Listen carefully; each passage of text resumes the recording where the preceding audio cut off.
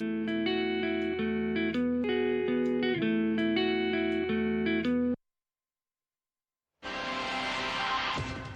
po natin ang sitwasyon sa PITX. Mga kapuso, dagsa pa rin ang mga pasahero sa mga terminal sa mga oras na ito. At marami po sa kanila mga chance passenger o di kaya yung mga walang reservation. Alamin natin ang sitwasyon doon sa live na pagtutok ni Bernadette Reyes. Bernadette? Ivan, Pia, magbao ng mas mahabang pasensya ang mga babiyahe dahil sa taya ng PITX ay mas marami raw ang mga pasaherong babiyahe ngayon araw mula rito kumpara kahapon.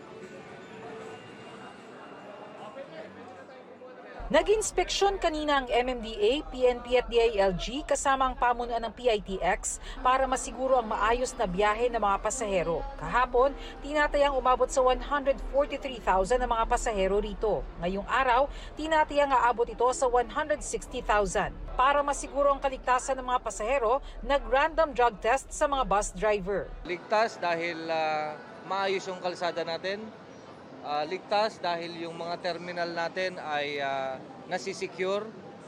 Ligtas dahil yung mga bus natin at mga lalong-lalo na yung driver ay hindi nagdodroga. Ang MMDA nagtalaga ng mahigit 1,400 traffic constables at mahigit 600 street sweepers. Di lamang yung traffic, kundi pati yung kalinisan ng paligid before and after ng selebrasyon ng Undas. At ganoon din po, meron tayong mga medical personnel, yung road emergency group natin ay nakakalat sa strategic na lugar. Para masigurong mas maayos na biyahe ng mga pasahero, ayon sa pamunuan ng PITX, nagdagdag na sila ng mga waiting area at personnel para sa dagsa ng mga pasahero.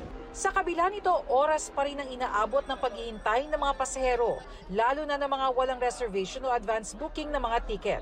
Apektado rin ang mga bibiyahe pa Bicol, na daraanan din ng mga pa-Visayas. Pahirapan po. Kasi po peak season nga po eh. Naghihintay po sila ng free bus. Kung mayroon, makakasakay kami. Kung wala, hindi ko alam kung ano, baka mamayang gabi o bukas. Sa susunod na Sabado naman, November 4 hanggang umaga ng Lunes, November 6, inaasahan ng dagsa ng mga pasahero pabalik ng Maynila. Kung hindi sila sabay-sabay umalis, malamang sabay-sabay silang bumalik. Pero hindi naman kailangan mag-alala, so pabalik, kailangan lang i-monitor yung mga arterial roads papunta na Metro Manila para hindi naman makaranas ng sobrang pagsisikip.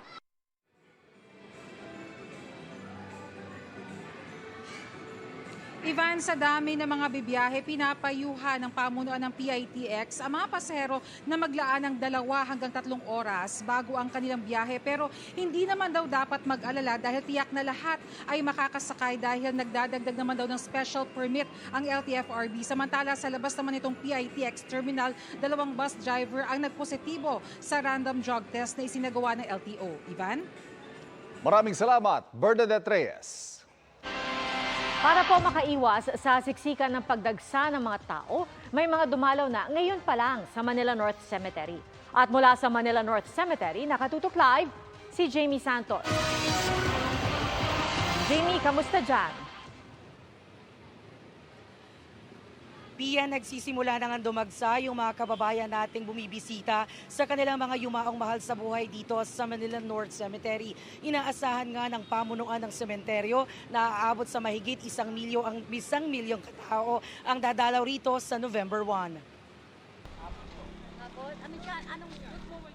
Gaano man kainit ang panahon, hindi alintana ng mga maagang nagpunta sa Manila North Cemetery. Pinili na ng ilan magpunta ngayon para raw makaiwas sa buhos ng tao sa Undas. Parang maging comfortable din ang biyahe namin. At saka para magkaroon kami ng mahabang pakikisama sa aming patay. Nagpasok lang kami ng mga gamit namin for November 1 kasi wala nang sasakyan by that time. Lakad na lang. Nilimitahan na ng Manila North Cemetery ang pagpapasok ng mga sasakyan sa loob ng sementeryo na inireklamo ng ilang senior citizen. Hindi rin pinahintulutan ang mga tricycle sa loob. Ayon sa Manila North Cemetery, naniningil sila ng malaki sa mga dumadalaw sa sementeryo. Ilang tricycle nga ang nato ngayong araw. Maling-mali naman ang patakaran nila eh. Biro mo, nire-require mga tricycle. Mga senior, karamihan, hindi nga makapaglakad ng maayos. Sabi kasi dyan, may service daw dito, mga senior. Wala naman service.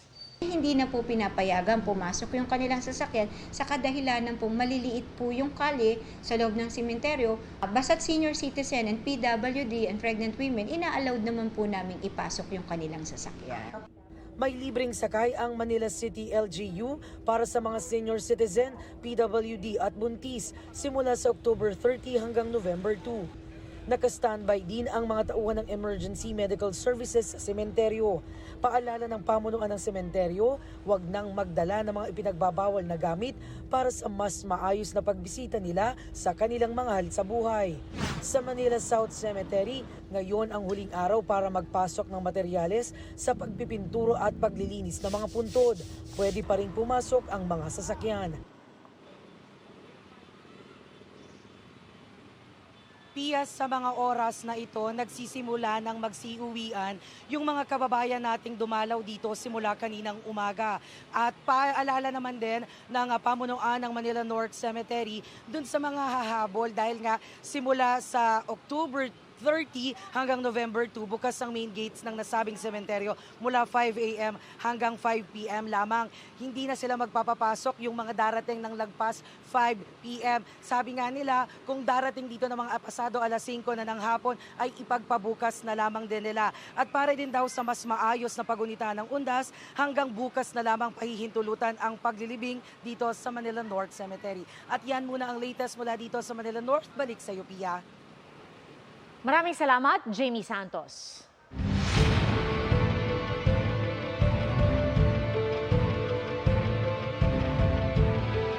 Huling araw na po ngayon ng kampanya para sa barangay at SK elections. Sa Mindanao, 3 paaralan na dapat magsisilbing polling precinct ang sinunog ayon sa COMELEC. Itinaasaman sa category red ang ilang lungsod sa Visayas at Mindanao dahil sa mga isyong pansiguridad. Nakatutok si Mav Gonzalez. Pasado 1:00 ng madaling araw kanina, natupok ang ilang silid-aralan sa Ruminimbang Elementary School sa Barira, Maguindanao del Norte.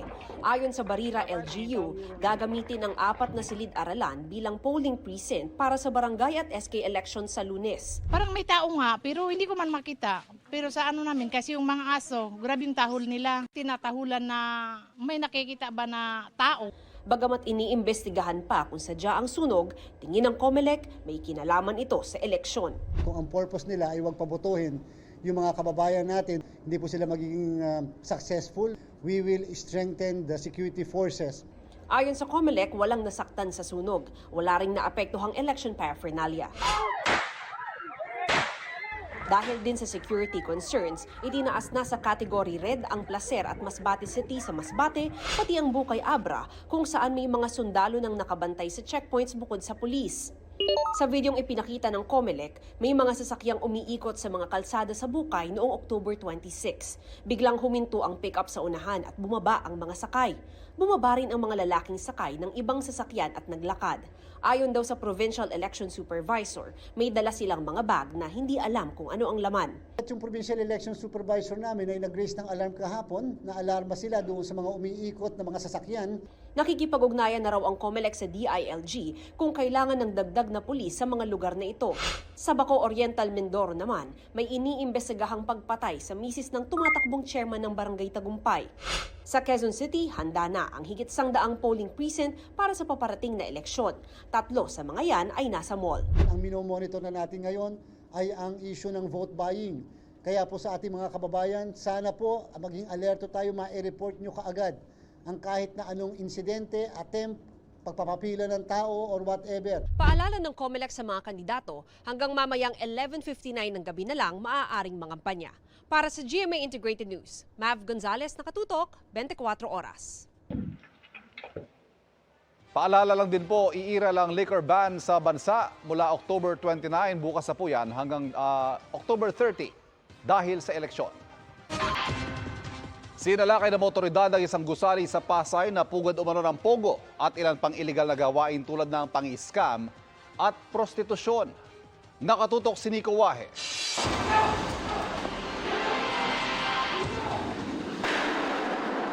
Kasama ang mga miyembro ng Philippine National Police Special Action Force, sinalakay ng Philippine Anti-Organized Crime Commission at Department of Justice ang 6 na palapag na gusaling ito sa Williams Street sa Pasay City. Bumungad ang daan-daang foreign national na karamihay Chinese nationals na nakatira at nagtatrabaho sa bansa. Mayroon din mga Pilipino mga empleyado. Ang gusali, pugad raw ng prostitusyon ayon sa DOJ at PAOK.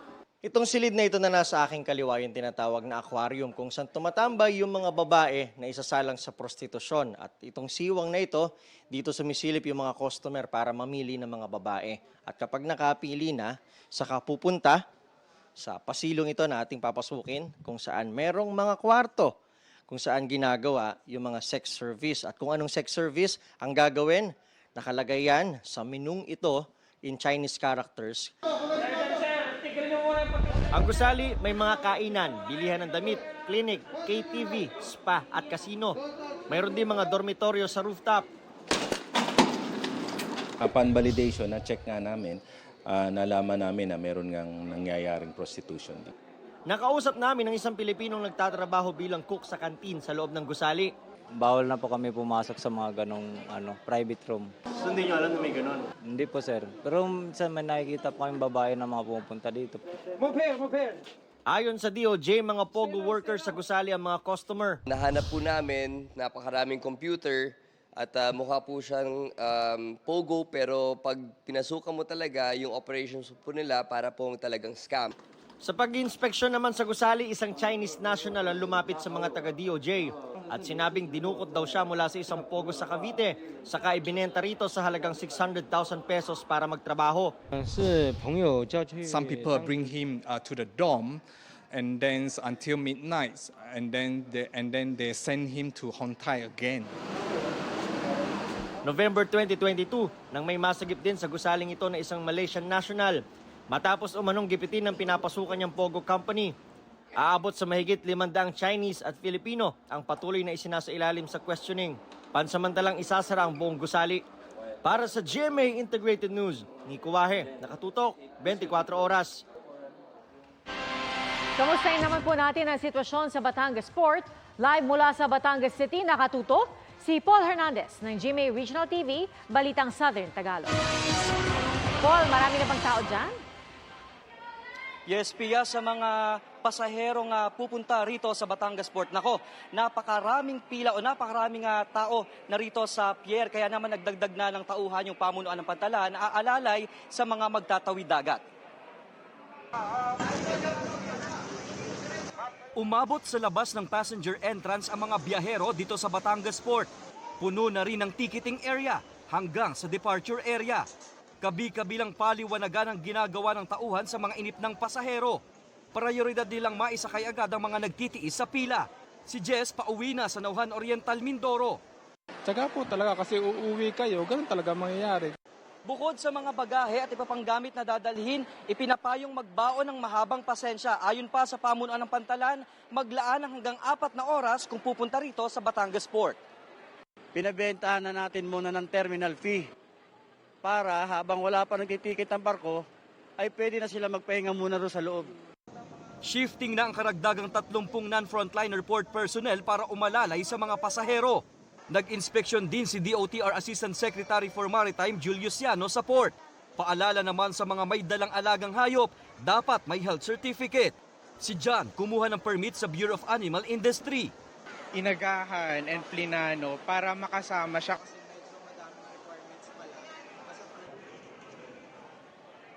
Pia, update lamang tayo. Ay pumalo na sa mahigit 25,000 yung outbound passengers na pumunta rito sa Batangas Port. Meron na tayo nakikita ritong ambulant teller na mag-assiste mag-i-issue ng terminal ticket. Pia. Maraming salamat, Paul Hernandez ng GMA Regional TV, Balitang Southern Tagalog.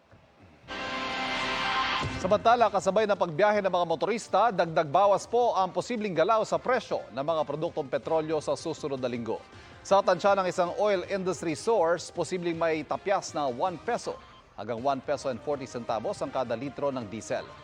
May posibleng pagtaas naman sa gasolina na mula 30 hanggang 70 centavos.